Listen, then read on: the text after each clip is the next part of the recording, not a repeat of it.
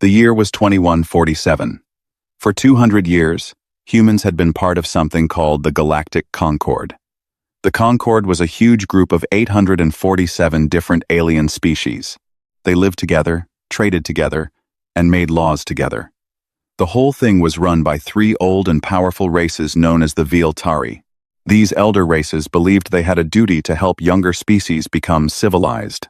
When humans first met the Concord, they were not given full rights. Earth was made a probationary member.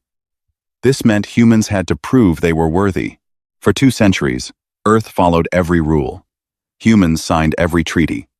They accepted limits on their weapons. They gave up their secret star maps. They even broke up most of their warships. They did all this in good faith. They believed it was the right thing to do.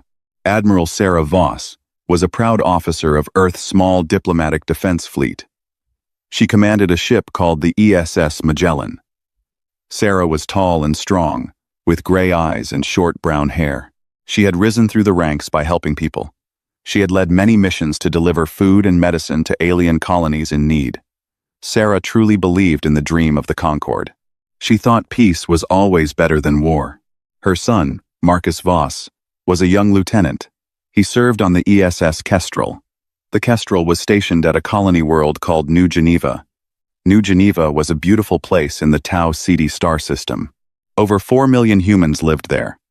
They worked on farms, in schools, and in clean cities. Marcus loved his life there. He often sent video messages to his mother. He showed her the green hills and the bright blue oceans. Sarah kept every single one of those messages.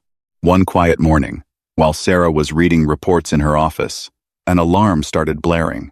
A new threat had appeared in known space. A species called the Sral Vex was on the move. The Sral Vex were giant insect-like creatures. They lived outside the Concord borders. No one knew much about them. They had stayed silent for many years. But now, they were attacking. 12 human colonies on the edge of human space were under attack at the same time.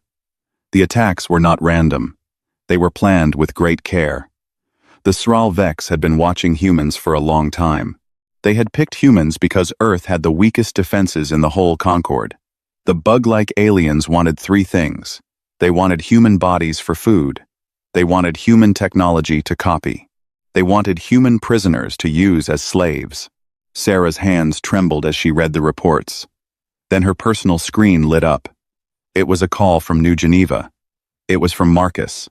His face was pale. Behind him, alarms screamed and red lights flashed. "Mom," he said quickly, his voice shaking. "Something is wrong. The defense grid is failing. There are ships in the sky. Big ships. They are not Concord ships." Sarah gripped her desk. "Marcus, listen to me. Get to the shelter. Right now." Marcus shook his head. "I have to help. There are children in the schools, Mom. I am not leaving them." Sarah felt tears in her eyes. "Marcus, please." Her son gave her a small, brave smile, the same smile he had as a little boy. "I love you, Mom. Tell Dad I love him too." The screen went dark. Sarah ran to the bridge of the Magellan. She ordered her fleet to head for the trouble at top speed. The engines of her ship roared to life. The Magellan jumped through space, bending the stars around it. But she also did what the rules said she must do. She called the Concord Council. She sent an urgent message to the Veeltari elders. She begged them to send their mighty fleets. She invoked Article 7 of the Mutual Defense Pact. This was the most serious call for help that any Concord member could make. It was a promise from all 847 species. If one was attacked, all would defend. It was the great promise that had kept peace in the galaxy for 10,000 years. The Concord Council took 6 full days to even meet about the problem. 6 days while humans died. 6 days of meetings about meetings. 6 days of careful debate about which laws applied. 6 days of polite letters between species who lived far away from any danger. While Sarah waited, she could only watch. Her own ships were too few and too weak. They were built to keep peace, not to fight wars. Every minute that passed, more bad news arrived. Colony after colony fell. The Sralvex moved like a swarm. They burned cities. They took prisoners by the thousands. They left only ash and silence behind. Sarah tried to reach New Geneva again. The signals were jammed. She paced the bridge of her ship, hour after hour. She did not eat. She did not sleep. The other officers tried to talk to her, but she did not hear them. All she could think about was her son's last smile. She thought of him as a small boy, learning to ride a bike. She thought of him laughing on his birthday. She thought of him as a grown man, telling her he was joining the fleet. Every memory was now wrapped in pain. Finally, after 6 long days, the Veiltari Council made their decision. Sarah waited in front of the screen, hoping for help. The lead Veiltari was a tall, thin alien with golden skin and 4 eyes. He spoke in a smooth, calm voice, the voice of a creature who had never lost anyone he loved. After deep thought, the elder said, "This council has decided that the Sralvex are a developing civilization. They deserve our patience and our understanding. We will offer to talk with them. The non-intervention doctrine prevents us from sending warships. We are also concerned that the attacked human colonies were located in disputed border zones. We feel deep regret for the human losses. We hope humans will accept our wise judgment in this matter." Sarah stared at the screen, her mouth open. She could not believe what she had just heard. The Concord was not coming. The promise of 200 years was just empty words. Earth was alone. A junior officer ran up to her. He was holding a tablet. His face was white. "Admiral," he whispered, "we just got a confirmation. The Kestrel is destroyed. New Geneva has fallen. There are no signs of survivors." Sarah took the tablet with shaking hands. She looked at the list of names. She found it quickly. Marcus Voss. Status: killed in action. Age: 24. Sarah did not cry. She did not scream. She just stood very still on the bridge of her useless, peaceful ship. Outside the windows, the stars shone cold and bright. Somewhere out there, her son's body was floating in the dark. Somewhere out there, the killers of her son were laughing.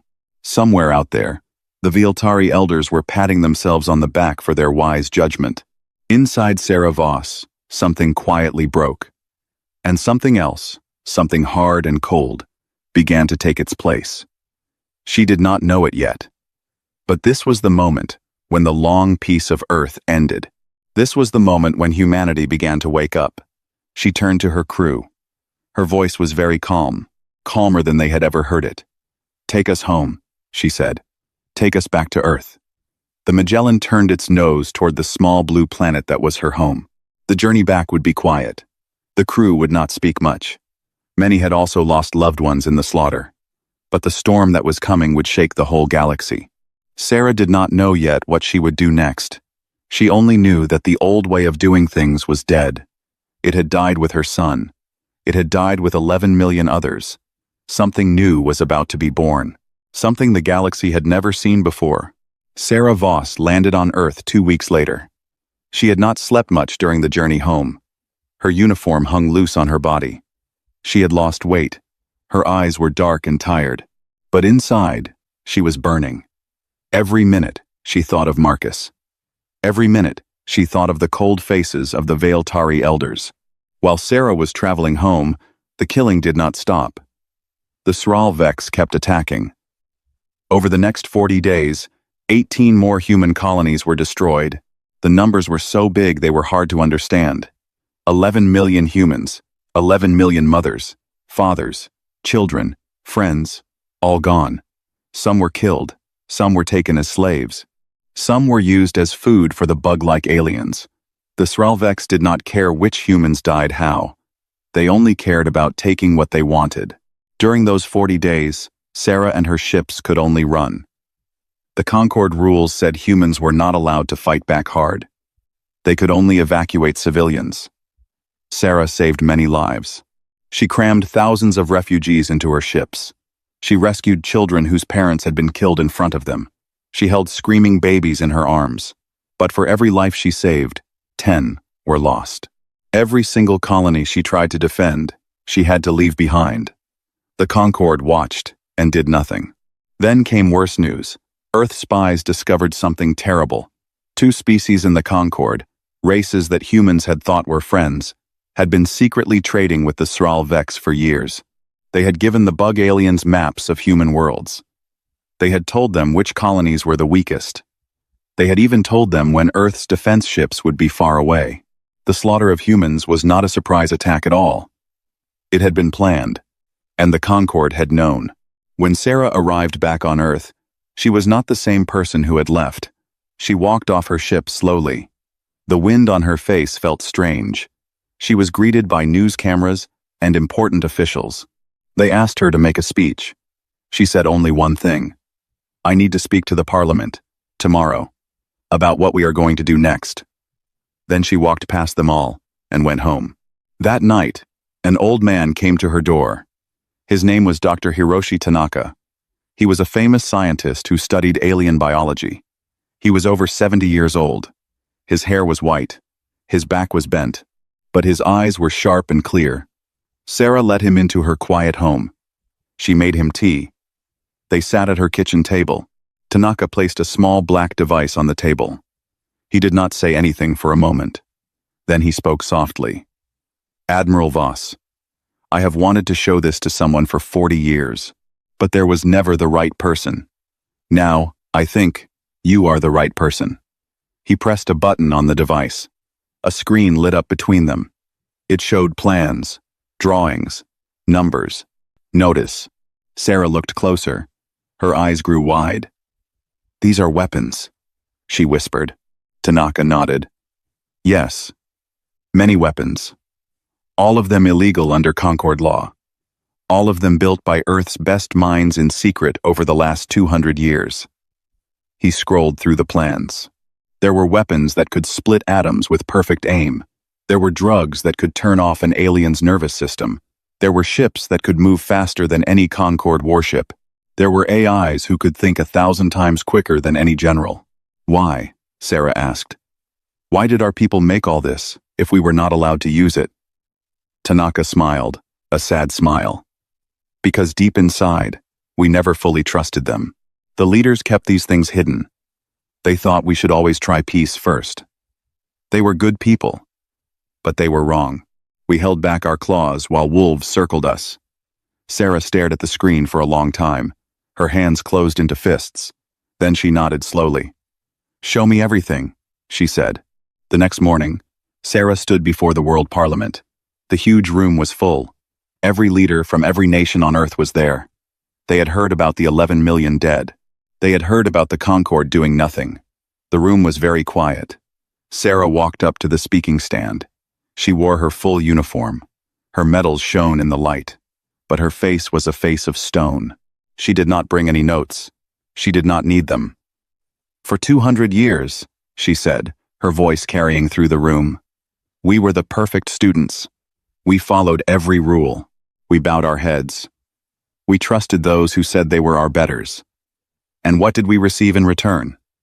11 million dead, 18 burned worlds, children eaten alive while the Concorde debated rules of order." There were gasps from some of the leaders. Sarah did not stop. "My son was on New Geneva. His last words to me were that he loved us. He stayed to protect children. He died with those children. The Viltari called this a regret. They called the Sral Vex a developing civilization." Sarah paused. Her eyes were burning now. "I have decided what we will do. We will leave the Concorde. We will break every treaty we signed. We will build the weapons our scientists have hidden for centuries. And we will give our military one mission, and one mission only. Vengeance. Then victory." The room exploded with talking. Some leaders looked horrified. Others nodded with grim faces. The Prime Minister of Earth, a calm woman named Elena Reyes, stood up. "Admiral," she said, "you are asking us to leave behind 200 years of careful peace. You are asking us to choose war." Sarah looked her right in the eye. "I am asking us to choose ourselves. For once. Before there are no humans left to choose." Reyes looked down for a moment. Then she nodded. The vote was held that very day. The leaders of Earth voted on whether to break with the Concord and prepare for war. The result came in fast. 847 votes for war, 12 votes against. It was done. The room stood silent for a moment, as the numbers appeared on the great screen. Some leaders cried. Others stood with hard faces. A new path had been chosen. There would be no turning back. That evening, Prime Minister Reyes stood in front of every camera in the galaxy. The flag of Earth behind her had a black ribbon across it, mourning for the dead. She spoke clearly. Her words would be remembered for thousands of years. They would be carved in stone. They would be taught to every human child for generations. Even the aliens listening on faraway worlds would not forget what she said that day. To the Sralvex who killed our people, to the Concord who watched us bleed, to every species in the stars who is listening now, hear these 7 words from the people of Earth. After the slaughter, Earth declares, no more mercy. The transmission ended. Across the galaxy, alien beings looked up from their dinners and their work. Some laughed. Earth was a small world. What could small humans do? Others felt a cold finger run down their spines. They had read the old human history books. They knew what humans could do when they finally got angry. The Veiltari elders, in their golden hall, called for an emergency meeting. They were smiling at first. They thought the humans were just upset. Then they read the latest reports from human space. The factories of Mars were going dark to outside watchers. Earth was closing its gates. The smiling stopped. In her office, Sarah Voss sat alone. On her desk was a picture of Marcus, age 7. He was smiling at the camera. He was holding a small, rescued bird. She touched the picture gently with one finger. The picture was old and a little faded. She had taken it on a beach in California many years ago. Marcus had found the bird with a hurt wing. He had carried it home in his small hands, very gently. He had spent weeks helping it heal. When the bird was finally able to fly again, he had set it free. He had cried a little, but he had been proud. Soon, she whispered to the picture. Soon, my boy. They will know your name. They will all know your name. And the names of every single person we lost. I promise you. I promise you with everything I have left. The galaxy will never forget what they did to us. She held the picture against her chest for a long time. Outside, Earth was quietly preparing for war. The next 2 years were strange and silent. Earth pulled back from the galaxy. Every human ambassador was called home. Trade with alien worlds stopped. Human travelers were brought back to Earth. The bright lines of communication that had connected humanity to the Concord went dark, one by one. From the outside, it looked like Earth had given up. It looked like humanity was hiding in shame after their losses. The Veiltari elders smiled at this. They thought the humans were sulking. They told each other that humans would soon come back, begging to be let into the Concord again. The elders were used to younger species being weak. They thought all young species had to be tamed. They could not imagine that anything new and dangerous was happening on the small blue planet. A few smaller species, ones who had spent time among humans, tried to warn the elders. You do not know these creatures, one warned. When they go quiet, that is when you should be most afraid. The elders laughed politely and ignored them. But behind the silent face that Earth showed to the galaxy, something massive was happening. It was the biggest change in human history. On Mars, the great farming domes that had grown food for centuries were emptied. The soft brown soil was scraped out and replaced with steel floors. Heavy machines moved in. Workers in protective suits filled the domes. They were not growing wheat anymore. They were building weapons. Rows and rows of weapons. Bombs, missiles, energy cannons, pieces of warships. The Mars sky filled with smoke from the new factories. In the cold lands of Antarctica, deep underground, a hidden lab came alive. For 100 years, the smartest scientists on Earth had been studying things that the Concord said were too dangerous to even talk about. Things like weapons that bent space itself. Weapons that could turn off the laws of physics for a moment. The Concord had banned these as philosophically dangerous. Now, those same scientists worked openly. They had funding. They had freedom. They had a clear order from Earth's government. Build it. Build it now. In the asteroid belt, miners drilled deep into rocks the size of cities. They pulled out metal by the millions of tons. The metal was sent to giant orbital shipyards. There, new ships took shape. These were not the elegant, white, peaceful ships of the old fleet. These new ships were dark, rough, and ugly. They were covered in spikes of armor. They had guns sticking out at strange angles. They were not built to look pretty. They were built for one thing: killing. In the AI labs of Toronto and Tokyo, the chains came off the great thinking machines. For 2 centuries, Earth's most powerful AIs had been kept on tight leashes. They had been forced to think slowly. They had been forced to follow safe rules.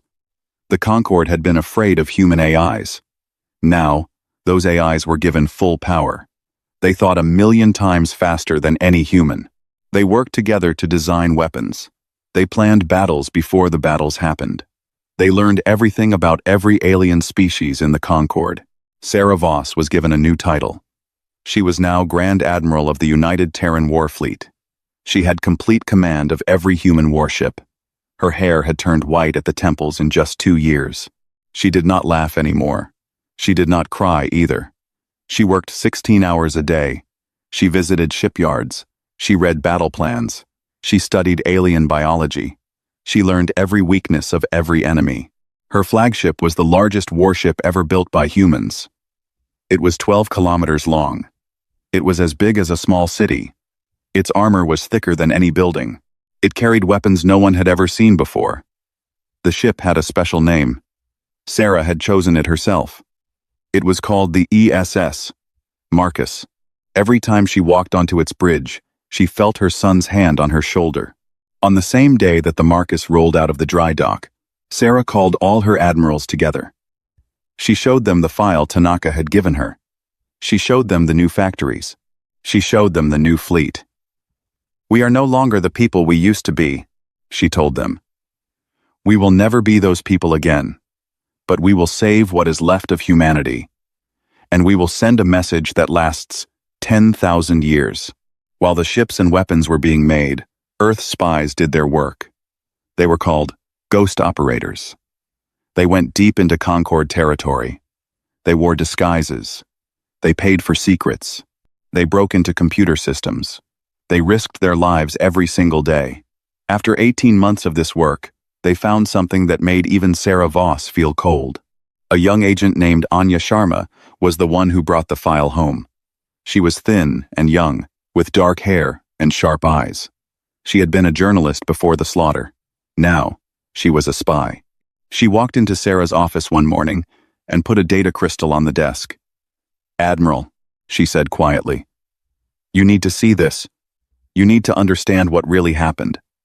Sarah looked into the young woman's eyes. There was anger there, and pity. Sarah was not sure she wanted to know, but she had to. The crystal showed everything. The Sralvex were not a wild species who had attacked humans by chance. They were a tool, a weapon. The Veiltari elders, for many centuries, had used the bug-like creatures for one job. The Sralvex were the colors. They were the cleaners. Whenever a young species in the Concorde did not behave right, whenever they got too proud or too strong, the Veiltari quietly let the Sralvex know. The bugs would come. They would burn. They would feed. The young species would be made small again. The Veiltari called this correction. Humans, the file showed, had been chosen for correction. Earth was growing too fast. Earth had too many ideas. Earth had too much hope. The Veiltari wanted humans humbled. They wanted humans broken. They wanted humans to come crawling back, ready to follow rules forever. The whole slaughter, every dead child, every burned city, every cry of pain, had been planned by the smiling old aliens in their golden hall. Sarah read the file twice. Then she read it a third time. She did not say anything.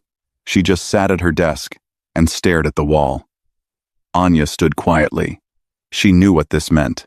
Outside the window, the moon was rising over the ocean. The stars were coming out. Somewhere up there, The killers of Sarah's son were going to bed in their warm rooms.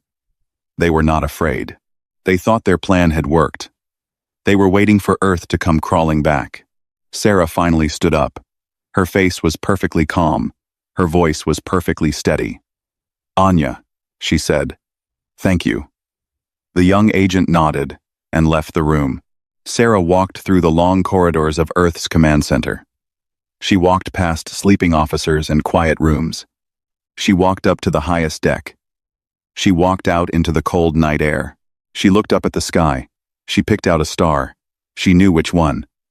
"Marcus," she said, very softly. "I know now. I know everything." She stood there alone for a long time. Then she went back inside. She walked to the bridge of the ESS Marcus. 4,000 other warships waited in the sky around the great flagship. They were full of crews who had memorized the names of the 11 million dead. Crews who had trained until they could fight in their sleep. Crews who were waiting for one word. Sarah Voss sat down in the captain's chair. She looked at the navigator. Her voice was as cold as deep space. "Set course for the Sralvex homeworld. Maximum speed." The navigator's hands flew over his controls. "Course set, Admiral." Sarah looked at the starfield on the great window. "Then take us there. We start with them." The fleet of Earth turned as one. 4,000 engines lit up. The galaxy was about to change forever. The first warning the Sralvex got was when their long-range scanners filled up with red dots. Thousands and thousands of red dots. The bug-like aliens were sitting on the worlds they had won. They were eating well. They were proud. Their queens were laying eggs in human cities. Their workers were melting down human buildings for material. They had no fear. They thought their masters in the Concord would protect them. Then the human fleet arrived. There was no warning. There were no demands. There were no offers of peace. There were only ships. 4,000 of them. Black and silent. They came out of faster-than-light travel right above the Sralvex homeworld. The bug aliens scrambled their fleet. Their warships rose from the surface. Their numbers were huge, too. They had 2,000 vessels in this star system alone. They believed they had the bigger force. The battle that followed lasted 11 minutes. That was all. The new human weapons went off. Bright flashes filled space. The Sralvex ships, which had once destroyed human colonies easily, simply broke apart. Their armor was too thin. Their guns were too slow. Their pilots had never faced anything like this. The new human ships moved like shadows. They struck without being seen coming. They left no time to surrender. They left no chance to run. After the space battle, Sarah Voss did not stop. She sent down landing forces. She launched bombs that ruined the bug aliens' food supply. She had her scientists release a virus that only attacked the Sralvex queens. The hive worlds began to die from the inside. Without queens, no new bugs could be born. Sarah's ships hunted every flying nest, every secret base, every breeding world. There was no place to hide. There was no place to run. What followed in the next 90 days was not really a war. Wars have rules. Wars have prisoners. Wars sometimes end with handshakes. This was something else. This was a whole species being erased from the galaxy. The Sralvex had ruled 60 worlds. By the end of 3 months, they ruled none. Their hives went silent. Their queens died, one by one. Their soldiers fell. The big bug civilization, which had eaten millions of humans, simply ceased to exist. While this was happening, the rest of the galaxy began to panic. Reports flooded into the Concord. Strange new human ships, armed with terrifying weapons, were destroying everything in their path. Old alliances fell apart overnight. Smaller species who had sided with the Veiltari now wondered if they had picked the wrong side. Some species, ones who had themselves been corrected long ago, began to send secret messages to Earth. They wanted to help. They wanted revenge, too. The Veiltari elders called an emergency meeting. They sent a message to Sarah Voss. "Admiral," the lead elder said, his golden face pale now. "This violence must stop. We demand that you halt your campaign and submit to mediation." Sarah's response was simple. She did not argue. She did not threaten. She just broadcast the file Anya had brought her. The whole galaxy heard it. The whole galaxy saw the proof that the Viltari had been using the Sral Vex to hurt smaller species for thousands of years. The Concord shook. 47 member species announced they were leaving the Concord at once. Some of them sent ships to join Sarah's fleet. Others stayed neutral. A handful chose to defend the Viltari. The galaxy split. The old peaceful order, the Concord that had stood for 10,000 years, cracked down the middle. War was no longer just between humans and bugs. It was a war for the future of the stars. One night, deep in space, between battles, Sarah was alone in her quarters. She was finally trying to sleep. The door chimed. It was Dr. Tanaka. The old scientist had come along on the campaign. He served as Sarah's chief advisor. She let him in. He sat down slowly in a chair. His hands shook a little now. He was very old. "Sarah," he said. He never called her Admiral when they were alone. "I need to ask you something." Sarah waited. Tanaka chose his words with care. "How far does this go? When we have killed every Sral Vex, will it stop? When we have broken the Concord, will it stop? Or will it never stop?" Sarah was quiet for a long time. She got up and walked to her desk. She picked up the picture of Marcus, age 7, with the rescued bird. She looked at it. "I do not know," she said honestly. "I do not have all the answers, Hiroshi. I am not even sure I am right about everything. But I am sure of this.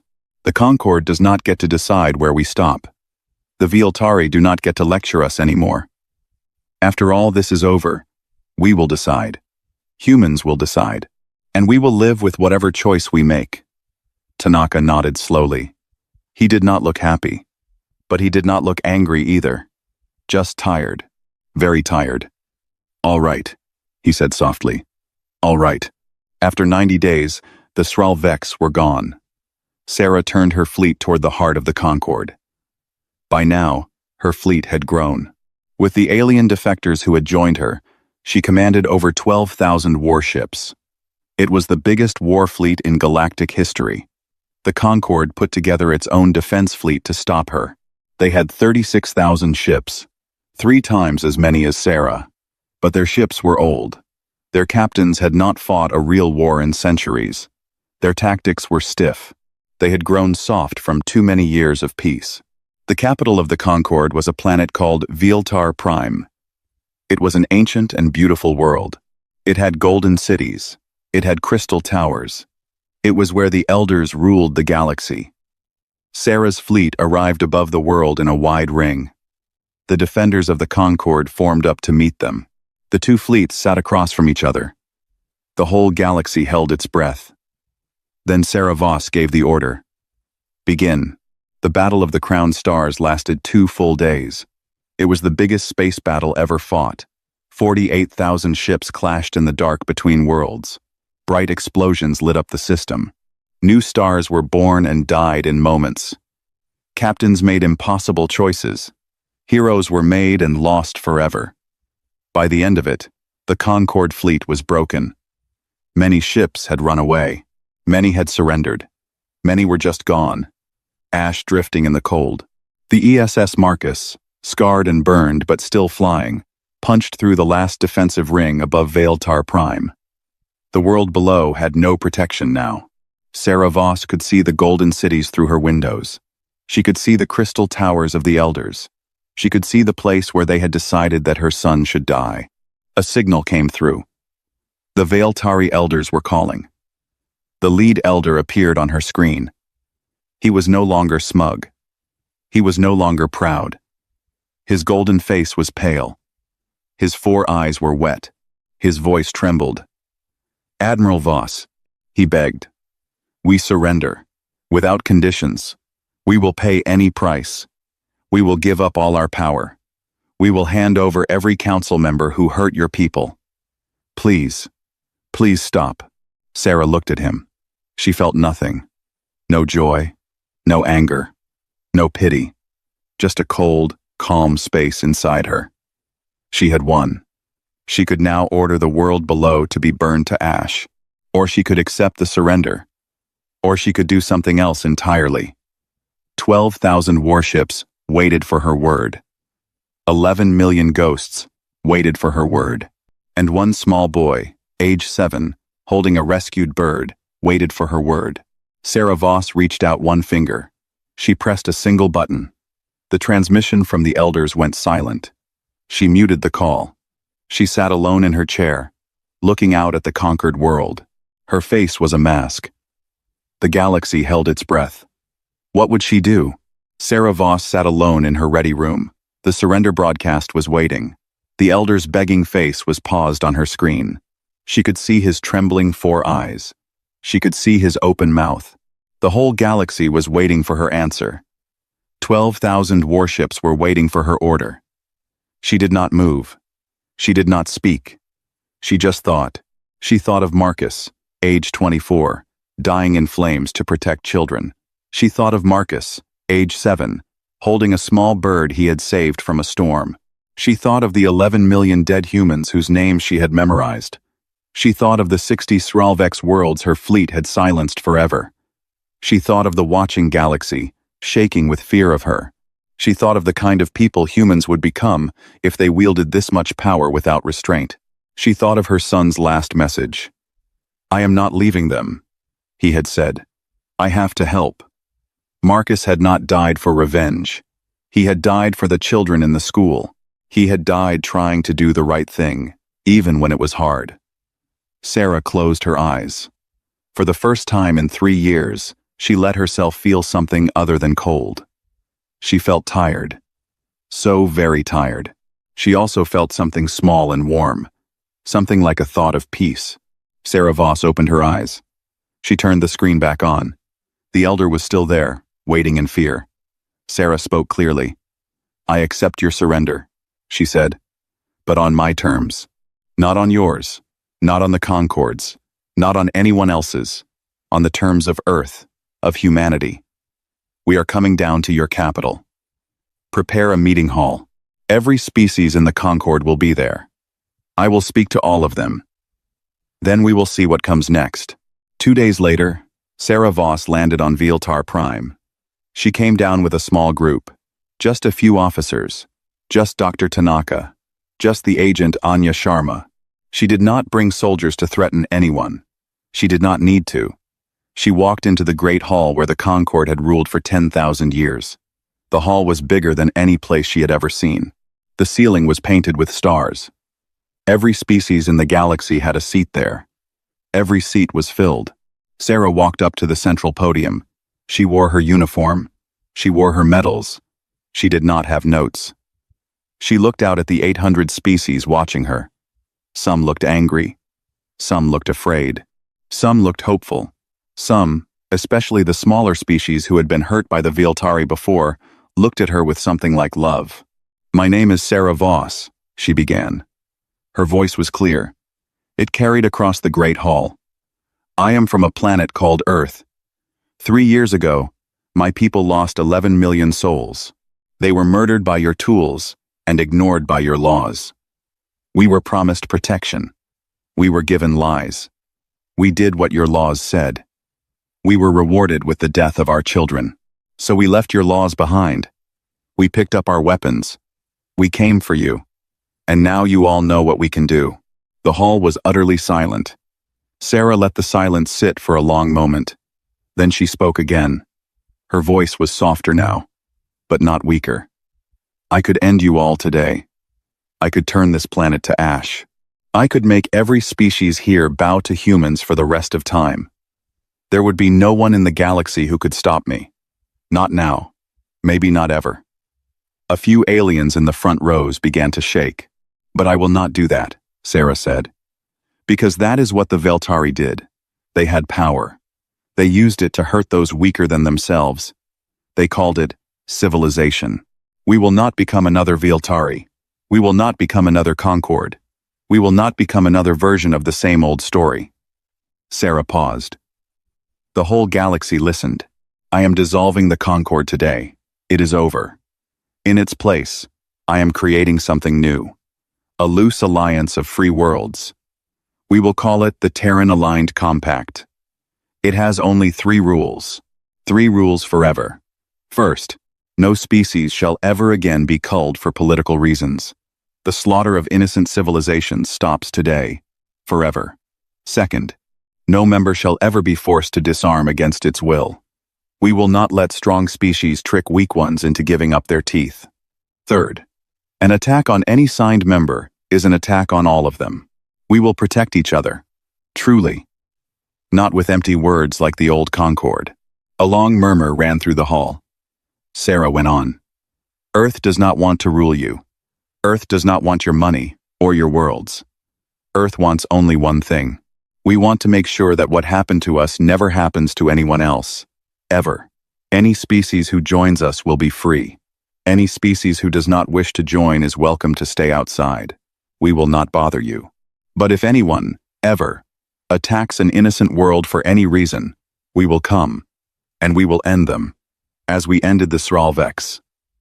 Then she added, very quietly, test us. We dare you. The speech became known as the Lahore Address. It was delivered in a city later named after the place on Earth where the first peace conference was held after the war. Within 1 year, 600 species had joined the new compact. The Vaeltari elders were arrested. The ones who had planned the slaughter were tried in open courts. They received fair trials and fair sentences. Most were sent to work for the rest of their long lives in colonies, helping to rebuild what they had broken. Sarah refused to execute them. We are not them, she said simply. A few weeks later, Sarah went to New Geneva. The colony was now a memorial world. No one lived there anymore. The cities had been left as ruins. There were monuments where children had fallen.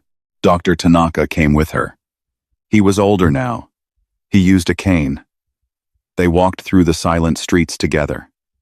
Sarah stopped at the place where Marcus had died. She did not cry. She had used up all her tears years ago. Hiroshi, she said quietly, did we do the right thing? The old man looked up at her. I do not know, he said. Maybe yes. Maybe no. We saved many. We killed many.